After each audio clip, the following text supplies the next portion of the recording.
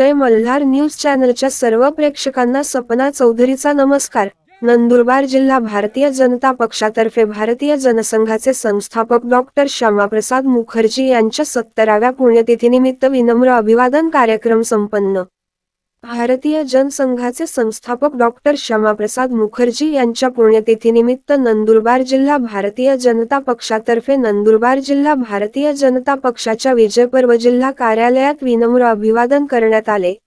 यावेळी भारतीय जनता पक्षाचे राष्ट्रीय महामंत्री कैलास विजयवर्गीय, राज्यसभेचे खासदार विनायक तेंडुलकर, भाजपाच्या राष्ट्रीय प्रवक्त्या, नंदुरबार लोकसभा मतदारसंघाच्या खासदार डॉक्टर हिना गावित, भाजपचे महाराष्ट्र प्रदेश महामंत्री विजय चौधरी, राज्याचे आदिवासी विकास मंत्री डॉक्टर विजयकुमार गावित, तळोदा शहादा मतदारसंघाचे आमदार राजेश पाडवी, शिंदखेडा मतदारसंघाचे आमदार जयकुमार रावल, भाजपचे प्रदेश उपाध्यक्ष राजेंद्र कुमार गावित यांच्यासह भाजपचे नंदुरबार जिल्ह्यातील पदाधिकारी व कार्यकर्ते या विनम्र अभिवादन कार्यक्रमास मोठ्या संख्येने उपस्थित होते।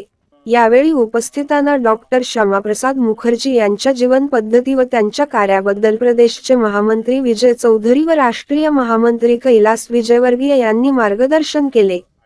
सपना चौधरी, जय मल्हार न्यूज, नंदुरबार। श्यामाप्रसाद मुखर्जी यांचा जीवनकाळ अतिशय संघर्ष राहिलेला आहे। 6 जुलै 1901 रोजी त्यांचा कलकत्त्यामध्ये जन्म झाला, पश्चिम बंगालमध्ये। आणि सुरुवातीपासूनच जसं म्हणतात की बाळाचे पाय पाळण्यात दिसतात, तशा प्रकारचं जन्मताच त्यांचं तेजस्वी, ओजस्वी, दैत्यप्यमान अशा प्रकारचं एक प्रारंभी त्यांचं चित्र त्या ठिकाणी दिसलं। आणि त्यावेळेसच त्यांच्या बाबतीत सांगण्यात आलं की ही व्यक्ती जगामध्ये आपलं नाव करेल, राष्ट्रासाठी, धर्मासाठी आपलं बलिदान देईल। आणि त्या पद्धतीनं त्यांचे वडीलसुद्धा उच्च शिक्षित होते।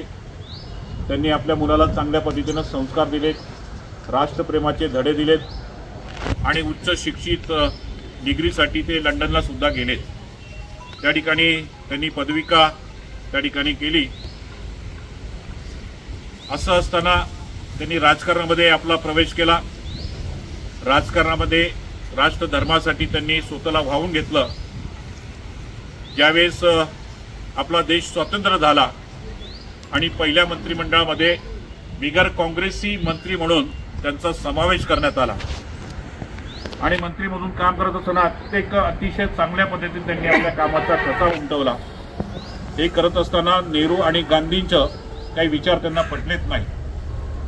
नेहरू आणि गांधींची भूमिका होती लागून चालन करणं, तुष्टीकरण करणं, आणि तुष्टीकरण त्यांना पसंत नव्हतं। पश्चिम बंगालचं भवितव्य आणि देशाचं भवितव्य त्यांना दिसत होतं आणि म्हणून त्यांनी सरकारमध्ये न राहता राजीनामा दिला या तुष्टीकरणाच्या विरोधात आणि विरोधी पक्षाची भूमिका अदा केली। हे करत असताना मी आपल्या माहिती करतो सांगतो की देशामध्ये एक कलंक काँग्रेसच्या आणि विशेषतः गांधी घराण्यानं या ठिकाणी लावलेला होता।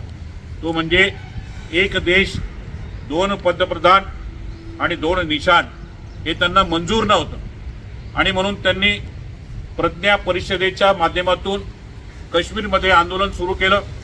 त्या आंदोलनामध्ये त्यांनी स्वतःला वाहून घेतलं। बंदी असताना सुद्धा काश्मीरमध्ये त्यांनी प्रवेश केला। देशवासियांना जागा केलं। देशवासियांना सांगितलं की आपला देश, आपला काश्मीर हा भारताचा अविभाज्य अंग आहे। या ठिकाणी पाकिस्तान सातत्यानं कुरघोडी करतो आहे आणि एक देश असेल तर 2 संविधान आणि 2 पंतप्रधान राहू शकत नाही। ही राष्ट्रवादाची भूमिका वंदनीय श्यामाप्रसाद मुखर्जी यांनी मांडली। देशाने त्यांना साथ दिली, काश्मीरमध्ये घुसलेत, पण त्यावेळेच्या फारुख अब्दुल्ला सरकार असेल, राज्य सरकार असतील, केंद्राच्या सूचनेनुसार त्यांना अटक करण्यात आली। काश्मीरच्या तुरुंगामध्ये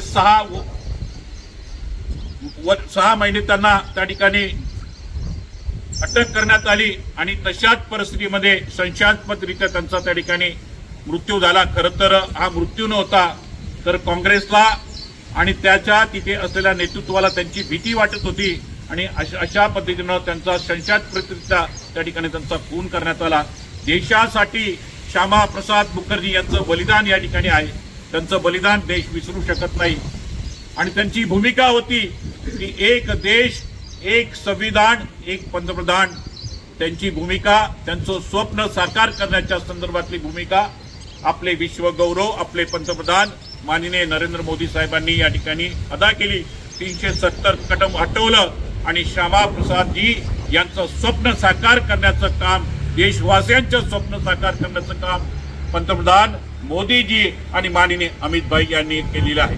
आणि म्हणून मी अशा प्रकारचं डॉक्टर श्यामाप्रसाद मुखर्जी हे दैत्यप्रेमान नेतृत्व होतं, एक प्रभावशाली नेतृत्व होतं, अभ्यासू होतं. देशासाठी त्यांनी बलिदान दिलेलं आहे. त्यांच्या बलिदानाचं, त्यांच्या कार्याला त्यांना मी नमन आणि वंदन करतो.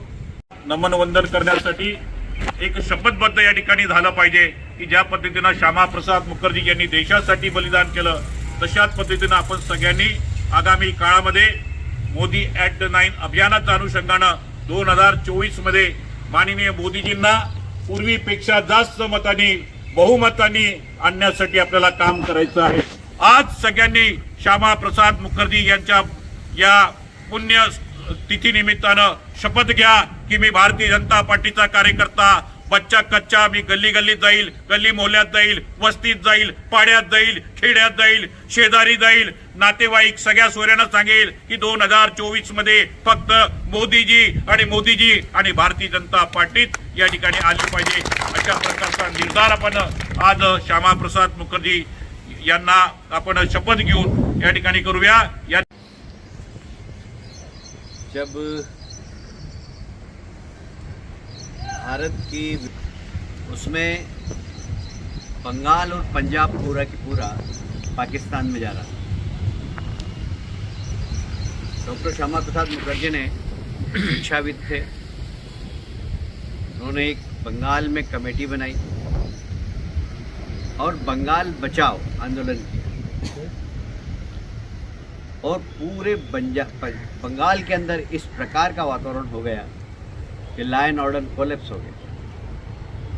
महात्मा गांधी स्वयं गए, डॉक्टर मुखर्जी से बात की और आज ये जो बंगाल दिखाई दे रहा है, ये पंजाब दिखाई दे रहा है, ये देन है डॉक्टर श्यामा प्रसाद मुखर्जी की. उन्होंने सबसे पहले बंगाल को बचाने के लिए पंजाब को बचाने की किया. जब उनका नेतृत्व महात्मा गांधी ने देखा और 14 अगस्त की रात को भारत में स्वतंत्रता का झंडा लहराया, मंत्रिमंडल का गठन होना था, पंडित जवाहरलाल नेहरू ने शपथ ली, तो महात्मा गांधी ने कहा कि बंगाल से डॉक्टर श्यामा प्रसाद मुखर्जी को लीजिए. उस समय वो हिंदू महासभा के लिए भी काम करते थे, हिंदू संगठनों से बहुत सारे जुड़े थे, प्रजा परिषद से जुड़े हुए थे.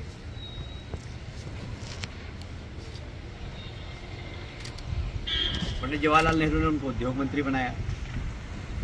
पर उसी वक्त घटनाएं बहुत कम पीरियड में इतनी ज़्यादा हुई, भारत का विभाजन हुआ, जनसंख्या एक्सचेंज हुई. हमारे यहाँ से तो हमने मुस्लिम भाइयों को विदा कर दिया, किंतु पाकिस्तान से कलकत्ता हिंदुओं की लाश भर के एक ट्रेन आई.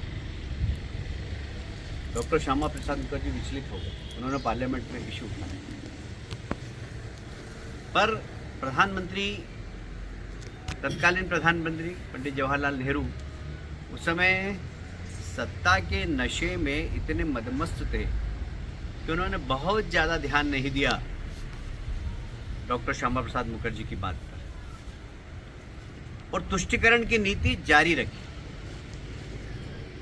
फिर आपको मालूम होगा डॉक्टर सरदार वल्लभ भाई पटेल ने, जो गृह मंत्री, उन्होंने शाम दाम दंड भेद से जितने भी राजा महाराजा थे सबको यूनियन गवर्नमेंट में सम्मिलित कर दिया. जम्मू कश्मीर को भी जो सम्मिलित कर रहे थे, पंडित जवाहरलाल नेहरू ने कहा कि सरदार साहब, मेरा जन्म वहाँ हुआ है, मेरा वहाँ इमोशनल अटैचमेंट है, इसलिए आप उसको छोड़कर सारे राजघरानों को अपने में मिला लीजिए, उसका निर्णय मैं करूँगा. पंडित जवाहरलाल नेहरू और शेख अब्दुल्ला के बीच में गहरी मित्रता थी। सरदार वल्लभ भाई पटेल ने अल्टीमेटम दे दिया था कि यदि तुम सीधी तरह भारत में विलय नहीं होगे तो मैं भारत की सेना भेज दूंगा। किंतु पंडित जवाहरलाल नेहरू जो कि प्रधानमंत्री थे, उन्होंने सरदार वल्लभ भाई पटेल को समझाया कि आप चिंता मत करिए, मैं जम्मू कश्मीर को मिला लूँगा। और डॉक्टर शेख अब्दुल्ला की मांगों को मानते हुए एक अलग राज्य का दर्जा दिया। डॉक्टर श्यामा प्रसाद मुखर्जी ने पार्लियामेंट में विषय उठाया कि इस प्रकार धारा 370 नहीं लगना चाहिए, अलगाववाद होगा, आतंकवाद पैदा होगा, देश का भविष्य खतरे में होगा। पार्लियामेंट में उनका स्पीच है, और पंडित जवाहरलाल नेहरू ने नहीं माना, धारा 370 लगा दी। और उसके विरोध में डॉक्टर श्यामा प्रसाद मुखर्जी ने पंडित जवाहरलाल नेहरू के मंत्रिमंडल से इस्तीफा दे दिया। उसी वक्त एक घटना और हुई थी, महात्मा गांधी जी की हत्या हो गई थी। संघ पर प्रतिबंध लगा दिया। संघ पर प्रतिबंध लगाने के बाद संघ की आवाज पार्लियामेंट में बोलने वाला कोई व्यक्ति नहीं था। तब हमारे द्वितीय सरसंघचालक गुरुजी ने सोचा कि एक राजनीतिक दल बना रहा है, और उन्होंने डॉक्टर श्यामा प्रसाद मुखर्जी से संपर्क किया कि हम तुष्टीकरण की नीति के खिलाफ एक राजनीतिक दल बनाते हैं। और 10 लोगों ने मिलकर भारतीय जनसंघ की स्थापना की। उसमें डॉक्टर श्यामा प्रसाद मुखर्जी ने अध्यक्षता की, और जनसंघ का पहला आंदोलन धारा 370 के खिलाफ था। उन्होंने सारे देश के जनसंघ के कार्यकर्ताओं का आह्वान किया कि हम बिना परमिट के जम्मू कश्मीर में घुसेंगे, क्योंकि जम्मू कश्मीर में धारा 370 और 35A लगने के बाद देश भारत का कोई भी व्यक्ति वहां बिना परमिट के नहीं जा सकता था। तो डॉक्टर श्यामा प्रसाद मुखर्जी ने जनसंघ के कार्यकर्ताओं से कहा, लगभग 10,000 सारे देश से कार्यकर्ता जम्मू कश्मीर की जेल में गए। वहीं पर डॉक्टर श्यामा प्रसाद मुखर्जी को जेल में बंद कर दिया था, नज़रबंद कर दिया था, और वहीं संदिग्ध परिस्थिति में आज ही के दिन उनकी मौत हुई, सिर्फ 52 वर्ष की उम्र। ऐसे ही 52 वर्ष की उम्र में पंडित दीनदयाल उपाध्याय की भी संदिग्ध परिस्थिति में मौत हुई। हमारे 2 महान नेता, जिन एक में जबरदस्त नेतृत्व क्षमता थी और दूसरे के पास विचारधारा के लिए एक दार्शनिक थे। उन्होंने विचारधारा लिखी, एकात्मानवाद। दोनों नेता जाने के बाद ऐसा लग रहा था कि भारतीय जनसंघ का नेतृत्व कौन करेगा, पर स्वर्गीय अटल बिहारी वाजपेयी जी के नेतृत्व में भारतीय जनसंघ की यात्रा प्रारंभ हुई। अडवाणी जी और दोनों ने मिलकर यात्रा प्रारंभ की। आप सब जानते हैं, इसमें विस्तार से जाने की जरूरत नहीं है, पर हमारी विचारधारा के प्रति कमिटमेंट देखिए। मैं बहुत छोटा था, संघ की शाखा का मुख्य शिक्षक, संघ विकीर होता था, उसके बाद हम मंडल में नारे लगाते थे, एक देश में 2 निशान, 2 प्रधान, 2 विधान नहीं चलेंगे। पर हमें समझ नहीं थी कि पता नहीं क्या इस नारे का मतलब होता है। जहाँ हुए बलिदान मुखर्जी वो कश्मीर हमारा है, ये हम नारा लगाते थे। पर बाल अवस्था थी, उस वक्त पता नहीं था कि इस नारे का मतलब क्या होता है। जब समझने लगे तो पता लगा कि जम्मू कश्मीर हमारे देश में होने के बाद भी वहाँ पर आप जा नहीं सकते, परमिट लेना पड़ेगा, वहाँ ज़मीन नहीं मिल सकती आपको, वहाँ आप नौकरी नहीं कर सकते, नौकरी भी वहीं के लोगों को मिलेगी। एक अलगाववाद सा वहाँ हो गया था। हमने अपनी बात पे कायम रहे। भारतीय जनसंघ से जनता पार्टी, जनता पार्टी से भारतीय जनता पार्टी, इतना लंबा सफ़र करने के बाद भी हमने इस बात से मुंह नहीं मोड़ा कि एक देश में 2 निशान, 2 प्रधान, 2 विधान नहीं चलेंगे। जैसा कि अभी विजय भाऊ ने बताया कि हमारे यशस्वी नेता नरेंद्र मोदी जी के नेतृत्व में और हमारे वर्तमान में गृह मंत्री अमित शाह जी ने जिस प्रकार से रणनीति बनाकर राज्यसभा में हम अल्पमत में थे, फिर भी पहले साधारणतः ये होता है कि बिल को लोकसभा में लाया जाता है, हिनाताई जानती है, और बाद में राज्यसभा जाता है। पर एक कूटनीति के कारण हम अल्पमत में होने के बाद भी गृह मंत्री जी ने बिल राज्यसभा से पास कराया। लोकसभा में तो हमारा बहुमत था ही, वहाँ पास हो गया और धारा 370 हट गई। ये हमारी विचारधारा के प्रति प्रतिबद्धता है। एक पीढ़ी ने संकल्प लिया, दूसरी पीढ़ी चलेगी, तीसरी पीढ़ी ने उस संकल्प को पूरा किया। ये भारतीय जनता पार्टी की प्रतिबद्धता है, विचारधारा है। भारत माता की ऐसे डॉक्टर श्यामा प्रसाद मुखर्जी का आज विसर्जन का दिन है। शरीर से वो भले ही चले गए हों, पर विचारधारा उनकी कायम। और हम करोड़ों की संख्या में जो कार्यकर्ता उनके ही मार्ग पर चल रहे हैं, वो भले ही शरीर से नहीं है, पर उनकी विचारधारा आज भी जिंदा है। जब तक भारतीय जनता पार्टी रहेगी, उनकी विचारधारा जिंदा रहेगी। हम उनके देह शरीर के समाप्त होने पर उनके प्रति अपनी विनम्र श्रद्धांजलि अर्पित करते हैं। जहां हुए बलिदान मुखर्जी,